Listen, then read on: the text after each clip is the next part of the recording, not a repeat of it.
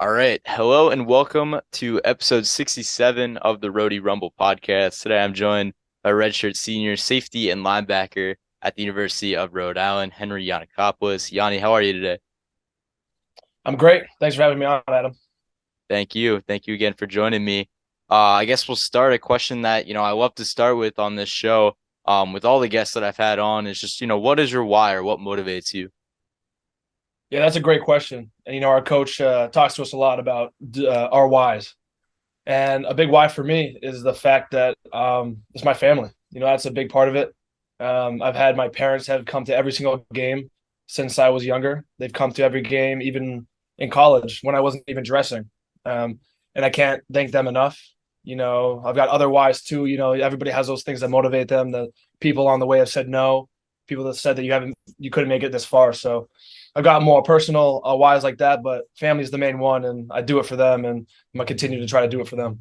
Yeah, it's the whole reason you're here. It's the whole reason, we do anything in life. So I think that's a great answer. I asked that question to pretty much everyone I've had on, and almost always it's family. Almost always it's, where our roots sort of stem from. So I think that's great. Moving along here, you're originally from Hopkinton, New Hampshire. So, I'm wondering how you became attracted to the game of football from a young age. Were there any other sports that you played, or was it kind of always football? Yeah, at first I didn't play football, right? I was playing soccer, basketball, baseball, anything I could get my hands on, just trying to stay active. Even picked up karate here and there.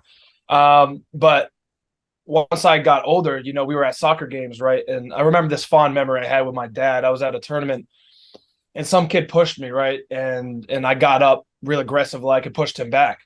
And my dad was the only one that was cheering, and all the other parents were just like, "Oh my gosh!" Like taken back by the whole thing. And my dad came up to me after that and realized, and he was like, "Hey, Henry, I think you're in the wrong sport." So from then on, I switched to a sport that involved a little more physicality, and that's when I started football in the fourth, fifth grade. So just from there, it was history, and I knew I wanted to play that as long as I could.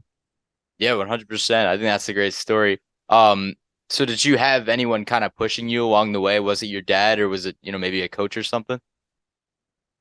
Yeah, something I've been very grateful my whole career is that my parents have been very supportive of me, but have never done pushed me in a way that makes me not want to keep playing.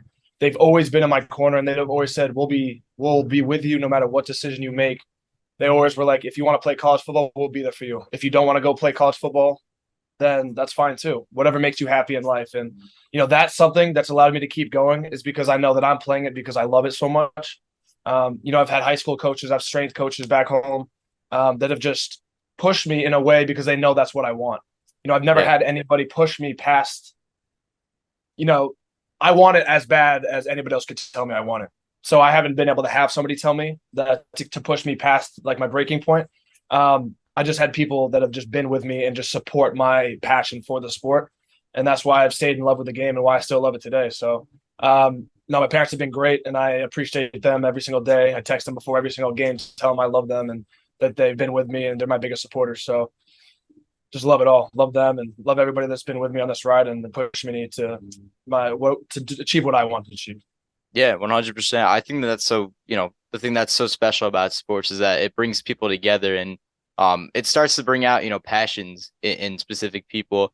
For you, it's football. You didn't know, right off the bat that you were into football or that you even wanted to play football. But it brought out this passion that you didn't know that you had. I think that's so special that sports is able to do that. It brings together, a sense of community, brings together people that all have the same interests or same things in common. That's, winning and that competitive aspect. So I think that's so special that, you were able to find that. And obviously it's panned out for you and it's, worked out so far at URI and everything like that throughout your career. So that kind of transitions me into my next question, which is, you decide to commit to URI, the University of Rhode Island, following high school. What many people don't know is that you actually weren't on scholarship when you came in. So you decided to walk on as a freshman. Can you share, what that decision was like first to come to URI and then also maybe the process that you took in order to join the team? Yeah, it's kind of a crazy story when I look back at it. I started here in high school. We didn't have a football program here. We were playing club, and we were playing against postgraduate players. So kids were able to come back to this club league after being in college and come play against these like 15-year-olds. And that was a pretty crazy experience. I was playing quarterback against like 21-year-olds, and I was getting hit every time I had the ball in my hand. So finally, I was like, maybe I need to transfer to a different school. Maybe I need to go somewhere where there's an established program. Until my high school coach Jay Wood was like, no, we're going to create a program here. So sophomore and junior year, we started a program here, and we had to play JV for 2 years actually, and that's just per like NHIAA, which is the New Hampshire Athletic Association. That's just the rules of regulation. So then senior year comes, and this is my first year varsity. We get put in Division II, which is a division that was a little too high for us because of the number count in our schools. So I had 1 year of varsity experience, and then I wasn't recruited really out of high school. I had some D3 schools that had talked to me, but I knew that I wanted to play at a higher level. And so immediately I was like, all right, I know that I can try to play in a higher level, and I want to play at this higher level. So I applied to a bunch of schools. I applied to like UNH and URI were the big ones. Not talking to their football coaches. So I had gotten into school. So then I knew I had set up a tour at URI, right? And I was like, all right, I'm going to go there and maybe I'll meet with the coaches after. So I emailed the coaches the night before and I was like, hey, I'm coming on a tour. I just got into URI and I would love to see if I could play there. And they were like, all right, send over your film and we'll have you over the offices after your tour. So I went on the tour, went to the offices, and they were like, hey, we like your tape. We're going to offer you a preferred walk-on position. And so it was a pretty crazy experience for me because I was like, oh my gosh, I was just given this position on this Division I program. It was a pretty surreal moment for me and my family. Yeah. And from there, I was just like, all right, you made it to this level. Now you got to prove yourself, and you got to prove it every single day that you can compete at this level. And so yeah, it was a pretty crazy transition from high school to college, not being recruited at all, and really not being recruited to URI at all. Just kind of walk in their office and be like, can I play here? Yeah, that is a crazy, story, learning more a little bit about your background because you talk about from a young age not even knowing you wanted to play football and then finally getting into football and not even through your high school, like you said, it was club. And you're going up against guys that are, probably twice as big as you at 15, 14 years old. So Yeah, I can't imagine what that's like. And then, finally going on and playing D1. I mean, there's some athletes, I've talked to a lot of athletes, but there's some that have to work to get to the Division I level, whether it's they go to a JUCO or they go and play at the D3, D4 level, and then transfer up into D2 or D1. It's not as easy for everyone to just get to the Division I level. So that's sort of interesting journey you had, and it was just an email that you sent, and then I believe it was Coach Flanagan, right, that you met with. yeah. Coach Yeah, Flan was the one that I emailed with, and to this day, every time I go out to the field or I see him, I tell him I love him. I appreciate everything he's done for me. So that guy is an amazing man, and I appreciate everything he's done for me. yeah, and it's a connection too. Like you never know how far one of those connections is going to take Right. you. Again, he just saw a couple clips on your tape, and look where it took you. So Right. it's pretty crazy where life takes you, and certain things like that. I like to say everything happens for a reason. So I think it's pretty special that you were able to just kind of walk on, and all of a sudden you feel like you don't even have a second to sort of process it. You're just a Division I athlete, just like Yep. that. So it's Gotta get pretty right cool. into it. Yeah, absolutely. Yeah, it's pretty cool. So I also spoke recently, as you know, with Ed Lee, who also walked on, and something that he said when I asked him about, biggest lesson that he learned at URI, he said that, you have to wait and be patient for your time to come. And he also stated that, this past season was his time. I mean, he certainly proved that, along Yep. with a lot of you seniors. So you just talk a little bit about that next man up or next in line mentality and sort of how it, has impacted you during your career. Absolutely. I think Ed said it perfectly. And Ed has been there's four of us that are still with the team, since the 2017. We call ourselves the OGs. Malik Gavick, Jake Fire, and Ed Lee, and myself.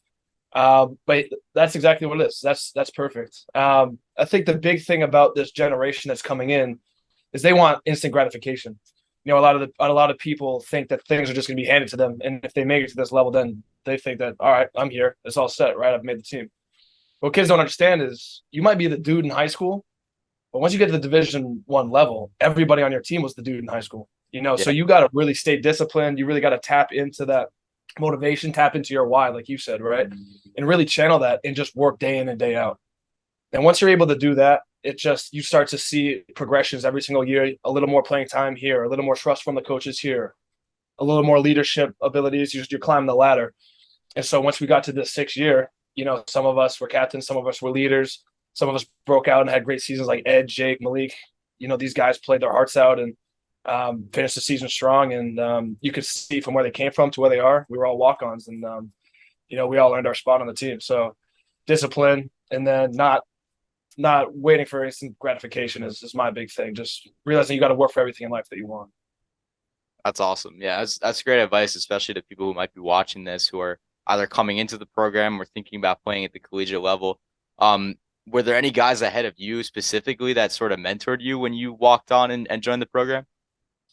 Yeah, definitely. I had this kid. His name was AJ Baxter. He played safety as well, and I remember just annoying him and hassling him question after question about practice and what's going to happen next. And sometimes he'd just look at me and he'd give me the best answers. He would just be the best mentor I could have. Other times he'd be like, "Hey, buddy, you got to figure some of this out for yourself. So got to stop asking questions," because I was on him pretty hard. So as kids were doing to me, this past year, and I was like, "Wow, that's so funny." 6 years ago, I was doing the same thing. But yeah, AJ Baxter, Mamadou Mbai. There's a lot of kids out there I looked up to, and I really appreciate all of their help. Those are just guys I mentioned, they're just safeties, that I was talking to because I came in primarily as a safety. But there's Right. guys throughout the whole team, regardless, that helped me along the way, and I appreciate all of them, and I let them know that as much as I can. So. Yeah, for sure. Was there sort of a message that you would tell some of the guys that would come to you and ask questions this past year or last 2 years? Yeah, a big theme in our locker room was just kind of be where your feet are. Kids are thinking about like, hey, next week, what are we doing? I'm like, we don't got to think about next week right now. We got a game this week. Let's settle down. Let's worry about practice today. Let's keep stacking the days, 1% better every day. And if you just play where or just be where your feet are, those days consistently add up. And then next week will come and you'll be like, oh, we did this last week. Let's just keep doing the same thing and stacking those days. So yeah, I tell those kids be where your feet are. And, if they really do have questions, obviously I'm like, hey, I'm here for you no matter what. But there's some questions that are just like, all right, you'll see as we go. It's something that you kind of need to learn on your own. And that's just part of the game. That's part of playing at this level.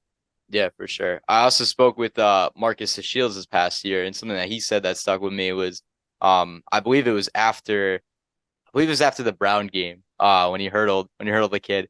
But the thing that he said that stuck out to me was we haven't played our best football yet, is what he said. And that if we just come in every single game, if you guys just come in every single game thinking, you haven't played your best football yet, you'll just continue to play better and better. And I feel like that's the kind of mentality that, especially this past year, I saw even in those close losses towards the end of the stretch. It really just seemed like, you guys as a team came together and, really believe that there's better football to be played, that you can only go up from there. So those kinds of messages that you guys give, the younger guys coming in as leaders, who have to step up and perform. It's only going to impact them and impact, the program and the team, even though you won't necessarily be there to see it. Watching from afar, it should help the program, going forward. And I really have a lot of optimism. I'm hoping we can get back to the FCS playoffs. It's Hope definitely so. been a while. So, Yeah, I hope so too. so I read a recent interview, sticking back on, where we are moving. I read a recent interview you did with Your View, and you said that Coach Flem actually approached you and told you that you were on full scholarship officially.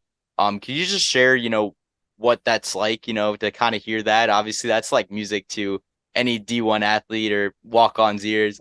But can you share what that moment or that conversation was like for you when you heard that? Yeah, so this was after the COVID season, so that was the spring of May 2021, I think. And I was ready to graduate, right? So I had done my 4 years, and I was graduating in 4 years, and I was getting my degree. And that season was the first season I started. So that was when I started at safety. And I was just like, now in my head, I'm like, all right, well, am I going to come back? Am I not going to come back? We'll see what happens. And so I had my exit meeting with Coach Flem, and he's like, so what's really keeping you from coming back, kind of thing? And I was just like, I just kind of want to feel like y'all need me, like I need to be part of the team. I feel like I want it to be. I needed to know that I was going to be like I was a necessity, and like I was going to be a piece of this program and leadership wise, and be one of the guys again, and one of 11 do my part. And he's like, we'd love to have you back, and was just like, well, you got the money, you got a full ride for your 5th year. And I was like, at that point, they had told us like coming in, it's like you got a chance to earn a scholarship, freshman year. So after 4 years, my reaction was a little different because it was kind of like at that point I was like an expectation for myself. I was like, at this point, I should be on scholarship. Like I thought I had Right. proved myself after that season. And so it was a little bit different than some of my buddies who had received it early on, like freshman, sophomore year, who were like, oh my gosh, I'm on scholarship, which was great to see that. But after 4 years, I was like, all right, I already did my whole college career. And now I'm getting one. I'm eternally grateful. Don't get me wrong. But it was an expectation at that point that for myself, a standard I set for myself to be on scholarship. So it was a great feeling, great to hear. And I'm glad I was able to come back for 2 more years. But at that point, it was an expectation I had for myself. Yeah, and I feel like as well, from there, you kind of have an understanding that your role is going to continue to grow. The coaching staff is telling you that there's room for you to grow. We want you to be here. You feel welcome. So it's kind of hard to say no, when you have a conversation like that. I feel like it's almost motivating you to get back out there and, finish out grad school and continue to help this program, help this team, you know, get to where they want to be. And when you have the coach telling you that there's room for you here and that we want to see you succeed and want you to grow here, I feel like for me, I would just be so tempted to sign right then and there, especially when you hear a full ride. So that's pretty cool. But like I was saying, your role continues to increase with the team throughout college. Um, when someone comes in, with football on their mind and you're starting to see the coaching staff really rely on you more and you're growing and developing and you sort of hit that this is for real moment, and they have confidence in you, you're going to have to step up and perform. So what was that like sort of taking on, obviously you're in grad school now, but what's that like sort of taking on this new role as, you're an upperclassman, but now you really have to step it up because everyone's sort of, watching you and they're relying on you. Yeah, I honestly just am blessed that my teammates and my coaches thought of me as this leadership type and instilled that idea in me that they want me to help lead them along with the all the other leaders on the team. And so, you know, my whole thing was just trying to be on the field as much as I could, trying to internalize the playbook as much as I could, and be as many positions as I could so I could be on the field to help out my teammates. Just trying to be that high IQ guy, the guy that knows his plays, that can operate, help people that need it on the field, and then just off the field, like locker room stuff, just being able to lead the guys and just if anybody needs anything, we're there for them, making those tough decisions with the help of everybody else. But honestly, the fact that there's no better feeling when your teammates entrust you with the idea that you're the leader, one of the leaders on this team, and there's no better feeling. It comes from your coaches is one thing, but the guys that you share all your time with think that you should be the leader for their team. It was a truly unbelievable feeling, and I think people have a misconception about captains, and that like once you're named captain, you start to do all this stuff that's different. But that's not what it is. People vote on you because of what you've been doing. Right. So once you get labeled captain, yeah, it's great to have a C on your chest, but I'm just going to continue to do what I've been doing. That is the reason I got to where I got today. So, these guys saw something in me, and I'm eternally grateful for that. And I'm glad that we were able to do what we were able to do this season. And it wasn't just me; it was all the captains, it was all the leaders that put the work together. And I'm really proud of the guys and everything that they were able to accomplish. Yeah, I mean, again, obviously it doesn't show and you guys won't be continuing this season, but the work is unnoticed. Everyone that's been following this team, everyone that's been covering this team or has been on the sideline for it or have been in the stands at Meade Stadium, they know that this is a team that very likely could have made the FCS playoffs and Yep. will go down in history of the program. So it's nice to see, what you guys did as a class to get there. And I know this team is not receiving a bid, but I was in a press conference with Coach Flem where he said that this senior class really built the foundation and the culture for Rhode Island football, for the future. So how does it make you feel that, your class was able to accomplish that? And, when URI does eventually get to the playoffs, you essentially help them get there. How does that make you feel?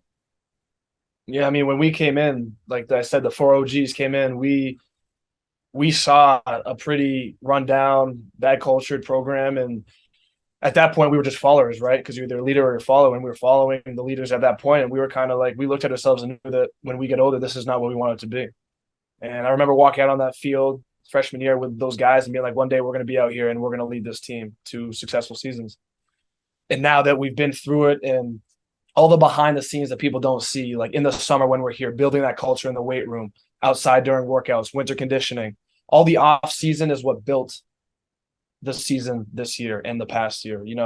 People think you can't just turn it on when the season starts. That culture is built far Right. before, excuse me, the whole season itself. So building it where we are now, I'm so proud of where it's gotten, and I just hope that it continues to get even better because programs are complacency. That's a thing, and programs will stay the same, and programs will go down. So I know that the guys coming up, I know there's going to be new leaders coming up, and I have a lot of faith in them, and I know that they can do great things. I know they can take that next step. And before we left our last meeting, we talked to those guys, and we're like, hey, you got some weight on your shoulders to really carry this program and take us to the next step.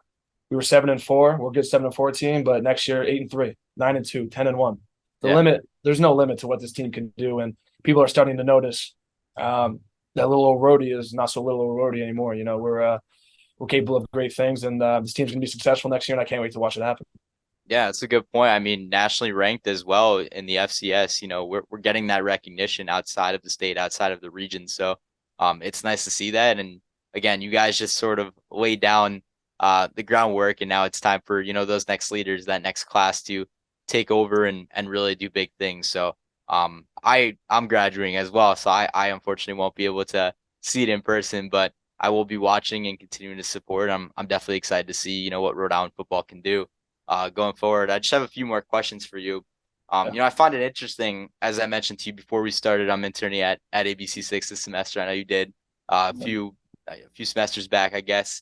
But I was at the most recent Patriots game against the Jets, and Mac Jones came up to the podium, and something he said kind of stuck with me, and that was that football is the greatest team sport. And it takes 60 minutes to win. After obviously the 60-minute, they won at the last second pretty much in that last game.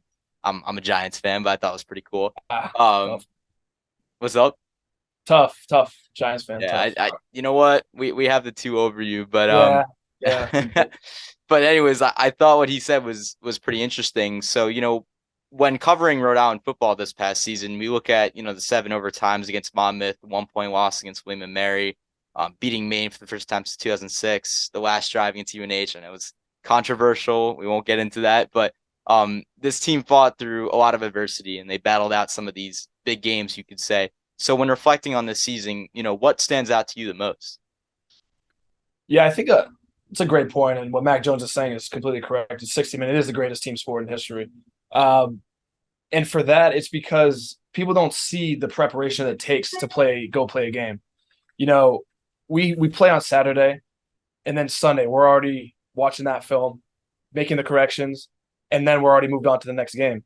And then it's Sunday, Monday, Tuesday, Wednesday, Thursday, Friday. We're watching film on these guys. We're watching our own film studies for hours a day, and then we're in meetings with coaches hours a day, just to try to get an edge on this team, find the competitive advantage that we can, see their weaknesses, where can we exploit those. So the fact that other sports will play multiple games a week, but the fact that we wait for one day every Saturday, once a week, to go play 60 minutes against another team, their will versus our will, who's going to win the game after all that preparation. That's one of the most special things. And that's why a 7 overtime victory against Monmouth is so sweet, because you prepared a whole week, and to come out on top after the longest game in FCS history, Yeah. there's no better feeling. It's just kind of oh God, like thank the Lord that we came out on top, because that emotionally was exhausting, physically exhausting. That next week of practice, our legs were crazy. But everything, you're just exhausted. You put so much time into one in game, and that's why it's so emotional when you lose and so emotional when you win, because you go a whole week of studying one opponent and you lose. You're like, oh, that whole week, it's tough. It's tough. Right. But you realize that it was all worth it still, because then it can add up to the next week, and then you go bounce back. And you have a short memory when you play a sport like this, because you get one chance a week. So, Yeah, no, you bring up a good point there. I feel like I obviously didn't play football, but I feel like from watching it closer now that I'm older and covering it, you really start to see that it's so emotional. Like you said, the losses hurt just a little bit more. Whereas, baseball, you have tomorrow, you have the day after that, hockey, you play in 2 days, same with basketball, or any other sport. But football, you're right. I mean, there is a week preparation, sometimes even 2 weeks if you have the bye week. So, it's definitely a good point to think about, is that really you're so passionate about what you can do in your matchups and your next opponent, that you're so locked in on that one, you're not even thinking about the next one. So the losses sting a little bit more and the wins feel a bit sweeter. So it's definitely interesting to see. But when you guys are winning most of the games this season, when you guys are over 500, finishing 7-4, um obviously a lot of those wins they feel good, but the losses, you remember them, they stick with you. But uh, the best is again from when I talk to Ed and when I talk to Marcus is that you just have to move on and just remind yourself that you haven't played your best football yet, and it's still coming. So, um, I'm sure a lot of fans will remember the William and Mary loss. I'm sure a lot of fans will definitely remember the UNH one. A lot of my friends were there, and I Yeah. mean, I'm sure for you too, being from New Hampshire, that was a tough loss for you as well at the end there. But again, congratulations on it was a great season overall. I mean, I think as a team, you guys definitely have to be proud of what you've accomplished, and um, in my opinion, I think we should be there over Delaware. But you know, it is what it is. It happened, but now it's just time, like you said, for the future. To continue to build and grow. And I really believe Rhode Island is not too far off from getting there. And I think, I hope that within the next year or two that they will be there. So Yeah, I hope so too, and I think that they will be. I think we got our coaching staff's great. They know how to coach very well, and the leadership's going to grow. And I have a lot of faith in these guys because I was with them every step of the way. So I love 100%, these guys, and I know they're going to do great things. So 100%. Two more questions for you. So, this last game, obviously it was your last game of your career at Rhode Island. So can you just talk a little bit about, what it was like to run out into the field, play that last game against Albany, and it must have been a little emotional for you, obviously, with your family in attendance. I actually saw you run up into the stands after the game as well. So just talk a little bit about that game. yeah, I mean, we were just talking about emotions, right? And that's as emotional as it gets. Beforehand with the senior day, and then after with a great win. Just knowing because right there we didn't know if we were in the playoffs or not. So it's emotional. Right. You're like, is it over? Do we still have a shot? Like, it's a very weird situation to be in mentally. But the message to the guys is just go all out. Empty the tank. This is if this is the last one, don't you want to leave college football forever, knowing that you gave it all you got? And so, if you watch that tape, you watch. I'm just going to speak for the defense because I know the offense played well, but just speaking for the defense and special teams, you could see how hard we were playing. You could see guys giving it their all, laying it all out on the line. I mean, you see O'Neal Robinson with that 96-yard blocked kick for a touchdown, Yep. and that wouldn't be possible if Wesley Neal didn't get in, penetrate, and block that kick. That shows right there it's a team sport, and that it's not one person doing everything. Everybody's got to do their job. And I think against Albany, the way that we played, it showed how complete we can play. It showed how hard we can play. And there's not one team that can turn on our tape and say that we're not the most physical team that they'll play, not the most hardworking team that will play. They'll turn on the tape, and I guarantee you that they'll say that Rhode Island defense and Rhode Island offense and special teams is the hardest working team. And regardless if they lose or not, they gave everything they got, and they're physical, and they're going to give a battle to no matter who they play. So very emotional day. I'm proud of the guys and how they all left it out there, and I don't think anybody has any regrets. So Yeah, I think that game in just in general is just a good summary of this season in general for Rhode Island. You talk about the special teams touchdown. yeah, Um, with Evan Stewart had the 0 yard forced fumble recovery as well for a touchdown. So the defensive yeah, touchdown. Marcus crossed 1,000 yards career. I mean, just the offense, the defense, and the special teams all working. It was just a good team win all around, and I feel like that just summarizes this team in general, and that it's a family, really. When all three, you know, I guess parts are working, the offense, the defense, the special teams are working. Um, you guys come together and you play games like that. It doesn't matter who the opponent is, whether they're at the bottom of the CAA or at the top of the CAA, and that you guys are a family. I talked to Montana a lot about that a lot. So yeah, I think that was just a great win, and I think that really summarizes what this team is in general. And um, I'm sure for you, it's one that you won't forget. For the rest of your life and the rest of your career as well, wherever that takes you. So, last question I have for you is, I'm sure a few people are wondering, but what's next for Henry Yianakopolos? yeah. So I was invited to a bowl game, a senior bowl game, which I'll take advantage of. That's going to be down in Texas at the end of January. And during that time or during this whole period, I'm going to be training at URI with my strength coach Leach and Sam Greenfield for the pro day in April. I believe it'll probably be in April. So I'll be training that in hopes of playing at the next level. So I'm going to try to continue my career and keep playing. While I'm doing that, I'm also going to be coaching the team as well. So I'm going to study under Coach Cooper our DC. Learn as much as I can, soak up as much information as I can, and just stay with football. And I'm gonna keep going until somebody tells me I can't play anymore, and that's all I need. I've always Yeah. told my parents, everybody, that I'll play until somebody says no. So we'll see what happens, and I'm gonna work my hardest. And if at the end of the day they say no, it is what it is. If they say yes, I'll be grateful, and I'll keep working as long as I can. So Yeah. Do you see yourself going into coaching potentially if the opportunity allows itself? absolutely, yeah. And I think that I think that it's hard for guys that have been playing collegiate football or at this level. That's a huge part of who we are. And just to like leave that behind me and just go do something completely different, just doesn't seem right to me. I feel like I need to pass on my ideas and what I've learned and my lessons to younger guys and help them grow as young men. And who knows if I'll like it? Who knows if how far it will take me? But all I know is I can try and do my best at that, and like I've done Yeah. with football. So we'll see where it takes me. But yeah, I'm looking forward to whichever opportunity presents itself. Yeah, for sure. I think it's kind of cool, what you talk about there, kind of, leaving your ideas and your guidance to future generations and future, students, I guess you could say, or athletes to come into the program or wherever you end up. Kind of just comes full circle as to, people that were ahead of you when you were a walk-on or a freshman or sophomore and what they told you. So I think that's, another thing that's so special about sports is you all come together and again, it brings together a sense of community. It's just people that have the same thing in common. They just want to win and they just want to succeed at that level. So, Yanni, thanks so much for taking the time today. Hope you and your family have a great holiday. It's coming up, and it's a good time of year. And of course, best of luck with everything you're going to accomplish. I'm sure it's gonna be great things going forward for you, and I hope to keep in touch in the meantime. Yeah, I appreciate it, Adam. Thanks for having me on, and good luck to you, and happy Thanksgiving, man. All right, appreciate it. Thank you.